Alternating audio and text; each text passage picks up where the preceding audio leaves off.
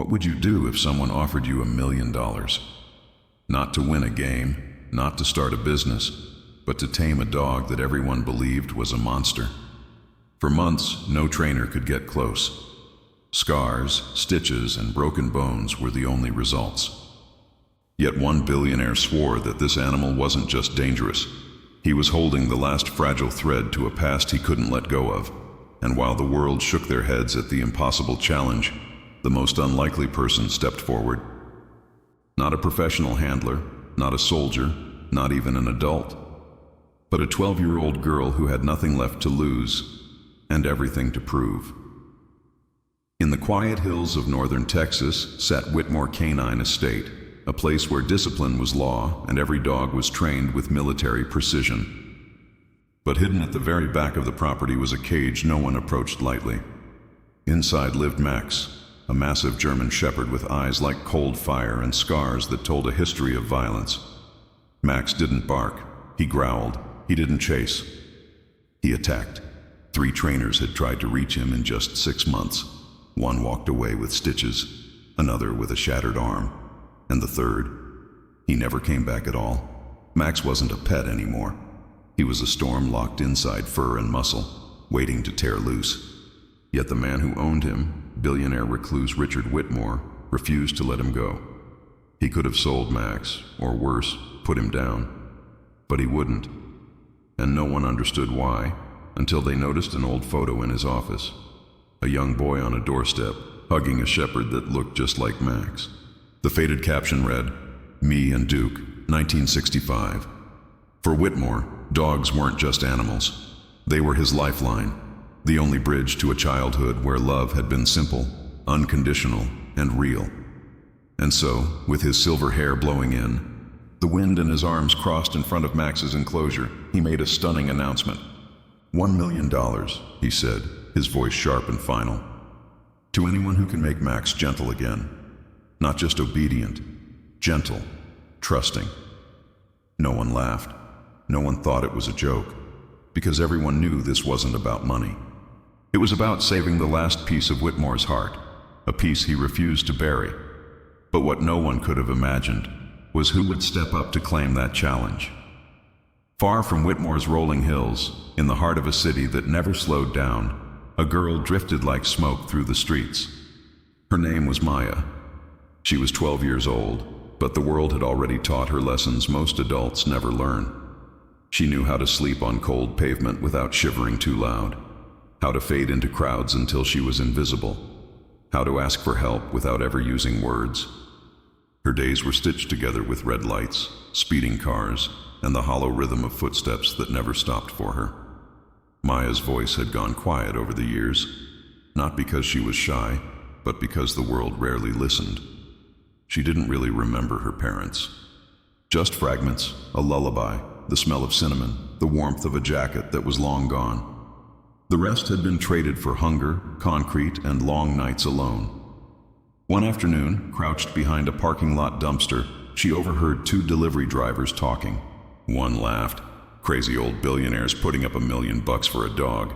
The other shook his head. Not just any dog. That shepherd's a demon. Tore a man's arm to pieces. Maya froze. She didn't blink, didn't move, just listened. Anyone who can make it friendly again, the first said. That's the deal. That night, lying beneath a rusted gas station awning with her hoodie damp and her fingers numb, Maya couldn't think about food or warmth. She thought about the dog. A creature no one could reach, a creature everyone had given up on. Her chest tightened with something she hadn't felt in a long time. Not fear, not hunger, something else. Maybe it needs someone like me, she thought, and for the first time in years, Maya woke with purpose. Maya had no map, no phone, not even an address. All she had was a name she'd overheard, Whitmore Canine Estate, and a feeling that it existed far beyond the noise of the city. So at sunrise, she tied her broken sneakers, slung a half-empty water bottle over her shoulder, and started walking. The streets were quiet, fog still clinging to the sidewalks as she cut through alleyways and over train tracks. She asked for directions when she could. Some people shrugged, some laughed. Others just pointed vaguely toward the horizon. Keep going, kid. It's way out there. You're wasting your time. But she didn't stop. By noon, the concrete gave way to dirt roads. By afternoon, the city was nothing but a blur behind her. Her lips cracked in the dry wind, her legs burned, and more than once she thought about turning back. Once, she nearly stepped on a snake. Twice she sat down and told herself she couldn't go any further. And yet, she kept moving. Something deep inside her, the same stubborn spark that had carried her through every lonely night, refused to die now. At sunset, the hills finally opened up, revealing a tall wooden gate crowned with iron bars and silent cameras watching from above. Behind it stretched endless fields and buildings too far to see clearly. Her stomach ached. Her hands shook. But when she laid her palm against the cold iron fence, she whispered to herself, "I made it." She didn't know who would listen. She didn't know what would happen next. All she knew was that for the first time in her life, she had walked every step towards something that mattered. The gates groaned open with mechanical precision, and Maya's heart hammered as she stepped inside. The Whitmore Canine Estate wasn't a place for children. Soldiers trained here. Professionals came here. Everything was sharp, polished, intimidating. 2 guards spotted her instantly. "Hey, kid!" one barked. "You can't be here!" But before they could shove her out, a calm, commanding voice cut through the air. "Let her through." The man who appeared was tall, silver-haired, and carried himself with the quiet authority of someone used to being obeyed. Richard Whitmore, billionaire, war veteran, legend in the world of dogs. His gaze narrowed as he studied Maya, ragged hoodie, dirt-stained face, sneakers held together with frayed laces. "You came here for the dog?" he asked. Maya nodded, her throat dry. Whitmore raised an eyebrow. "You know what people call him? The Beast of Whitmore. He's broken bones, shredded flesh. Grown men walk out of here trembling, and you think you can reach him?" The guards smirked. One muttered, "This is a waste of time." But Whitmore didn't dismiss her. His eyes lingered, searching, calculating. Then, with the faintest shake of his head, he said, "Fine. If you're serious, you'll need to prove you're not just another thrill-seeker looking for headlines." He motioned for her to follow.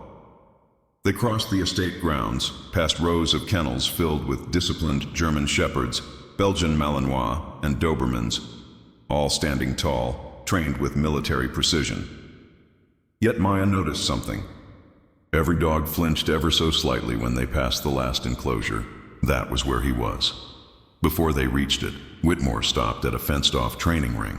In the center stood a lean, restless shepherd. Not Max, but close. The dog's ears twitched, its eyes sharp. "First test," Whitmore said firmly. "Show me you have the patience, the control, the heart." He handed her a leash. The guard snickered. "She won't last 5 seconds." Maya's fingers trembled as she wrapped the strap around her hand. The dog growled low, teeth flashing. But she didn't yank the leash, didn't shout, didn't flinch. She crouched low, whispering the same way she once did to calm herself on cold, lonely nights. Her voice was steady, soft, almost like a lullaby. The growl faded. The shepherd blinked, tilted its head, then slowly, cautiously stepped closer. Whitmore's eyes narrowed. The guards fell silent. For the first time in years, someone had passed his test. The air changed as soon as they neared the final enclosure. It was heavier, colder, as if even the wind refused to pass too close. The steel fencing was twice as thick as the others, reinforced with chains and warning signs that screamed, "Danger." Behind those bars was Max, the beast. Maya froze when she first saw him. His body was massive, muscles rippling beneath a coat of dark fur that gleamed in the dim light. One golden eye, one scarred, cloudy eye, the result of a fight no one dared speak of. And scars. So many scars slashed across his frame that he looked less like a dog and more like a battlefield brought to life. The moment their eyes met, Max exploded. He lunged at the gate with bone-rattling force, teeth slamming against steel, saliva spraying. The ground shook under his paws as he growled, deep and guttural, a sound that sent shivers through even the seasoned guards. One of them smirked. "Told you she wouldn't last 5 seconds." But Maya didn't move. Her pulse thundered, but her feet stayed planted. She'd seen eyes like that before, not in animals, but in people. Eyes filled with rage, grief, and something worse, loneliness. Instead of stepping back, she crouched low, just as she had in the training ring. She whispered, barely loud enough to be heard, "I'm not here to hurt you." Max's rage didn't soften. Not yet. He slammed into the gate again, shaking it violently. Sparks flew where the metal strained. Whitmore's hand twitched, ready to pull Maya away at any second, but she kept talking. Her voice trembled but carried an honesty that even the growls couldn't drown out. "I know what it's like to lose everything." For just a split second, Max hesitated. His ears flicked. His growl lowered a note. It wasn't submission, not even trust, but it was something new, something no one else had managed to reach. Whitmore's jaw tightened. He had seen hardened soldiers, decorated trainers, even scientists try to break through Max's rage. None had gotten this far, and yet here was a 12-year-old girl holding her ground against the beast of Whitmore. Whitmore whispered under his breath, almost in disbelief, "Maybe. Just maybe." The silence after Max's pause was louder than his growls had been. For a moment, nobody moved. The guard stood frozen, waiting for him to strike again. Whitmore's hand hovered near the emergency release, ready to drag Maya away if the beast lunged. But Maya leaned closer, slowly, carefully. Her hands stayed loose at her sides, palms open, not a threat, not a challenge. "Just a girl trying to be seen. Everyone calls you a monster," she whispered. "But I don't believe that." Max's chest heaved with sharp, furious breaths. His eyes stayed locked on hers, golden and burning, but there was a flicker there now, the faintest question. Then, against all odds, the snarling stopped. His body lowered a fraction, paws settling on the dirt instead of the bars. The growl rumbled in his throat, but softer. The guards exchanged uneasy glances. One muttered, "That's impossible." Whitmore didn't speak. He was watching too closely. His eyes narrowed, trying to understand what he was seeing. Maya reached into her pocket. Not food, not treats, just a small tattered ribbon. Pink, faded, the last piece of her mother she'd held onto since the accident. She tied it gently to the bars between them. "This is all I have left of her," she said softly. "I'm leaving it here with you, because maybe you've lost someone too." Max sniffed the ribbon, his massive head lowering just inches from her hand. For a heartbeat, Maya thought he might snap. The guards leaned forward, tense, but Max only inhaled deeply. His tail didn't wag, but the fury in his eyes flickered again. Not gone, just interrupted. For the first time in years, the beast wasn't fighting the cage. He was listening. Whitmore's voice broke the silence, gravelly and cautious. "I don't know how you did that, girl, but you may be the only chance he has left." Maya didn't look away from Max. "No," she whispered. "Maybe he's the only chance I have left." The ribbon fluttered faintly against the bars as the wind carried across the estate. For a long time, no one dared to speak. Then Whitmore's voice cut through the silence, steady but edged with disbelief. "Impressive, but luck doesn't tame a beast." Maya turned toward him, but his expression gave nothing away. Those cold blue eyes had seen hundreds of men fail in this same spot. He wasn't about to be convinced by a single hesitation from Max. "You want to prove yourself?" he said, gesturing to the guards. "Open the gate." The guards froze. "Sir, that's insane. She'll get torn apart." Whitmore didn't flinch. The beast doesn't bend for tricks. If she has something, it will hold when the bars are gone. The blood drained from Maya's face. "Open the gate, step inside."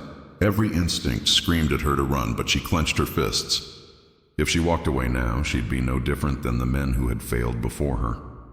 And she couldn't afford failure, not when this chance was all she had. The chains rattled as the guards reluctantly slid the bolt free. The heavy gate groaned open, inch by inch, until there was nothing but empty air between Maya and Max. The beast surged forward, closing the distance in a blur of muscle and fury. The guards shouted. One reached for his weapon. Whitmore's jaw tightened, ready to call it off. But Maya didn't move. She stood firm, her heart pounding so hard it felt like her chest might burst. And just before Max collided with her, she did the unthinkable. She closed her eyes. No leash. No command. Just trust. The impact never came. When she opened her eyes, Max was there, massive head inches from hers, breath hot, growl rumbling deep enough to shake her bones. His teeth flashed, gleaming and deadly. But they never touched her. Instead, he sniffed the ribbon tied to her hoodie string, the same one she'd left on his cage moments before. His growl softened, melting into something closer to a whine. The guards stared in stunned silence. One whispered, That's impossible." Whitmore's hand slowly dropped from the emergency switch. For the first time in years, his iron face cracked with something close to wonder. Maya reached out with a trembling hand and brushed her fingers gently across Max's scarred muzzle and the beast of Whitmore. "Let her." From that moment, the impossible became reality. The beast everyone feared was still towering over Maya, his body tense, his breath ragged, but he wasn't attacking. For the first time in years, Max had chosen restraint. The ribbon still clung to his scarred muzzle, like a fragile thread binding two broken souls together. Whitmore stepped closer, disbelief shadowing his face. He had trained hundreds of dogs, faced war zones, led men through chaos, but nothing compared to what he was witnessing now. "Unbelievable," he muttered. The guards, who only hours before had laughed at the idea of a child taming the monster, stood frozen. Not one of them dared move, as though any sound might break the fragile connection between girl and beast. Maya's voice was soft but steady. "You're not a monster, Max. You're just hurt, like me." And as if her words unlocked something long buried, Max's ears lowered, his shoulders eased. That guttural growl faded into silence. Slowly, almost painfully slowly, he sat down at her feet. The ground seemed to shake with more than just his weight. It was as if the entire estate held its breath. Whitmore's eyes narrowed. He wasn't a man who trusted easily, and certainly not in miracles. But he couldn't deny what he was seeing. This girl had done in minutes what experts had failed to do in years. "Do you understand what this means?" he asked her, his voice tight. Maya nodded, her hand still resting on Max's scarred head. "It means he's not lost. It means neither of us are." The beast leaned into her touch, scars and all, as though the cage inside him had cracked open at last. And for the first time since Whitmore brought him here, Max's tail moved. Not a wag, just a faint thump against the dirt. But to everyone watching, it was the loudest sound they had ever heard. The monster was beginning to transform. What started as a cruel challenge, a $1 million dare that no one thought could be won, turned into something no amount of money could ever buy.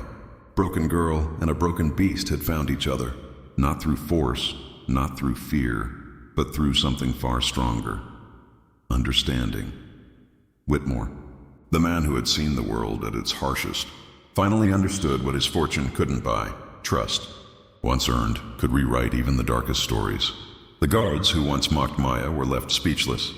And Max, once the beast of Whitmore, was no longer just a legend of terror. He had become a symbol of second chances. For Maya, this was never about the $1 million. It was about proving that pain doesn't have to define you, that even scars, on people or on beasts, can be healed if someone dares to look past them.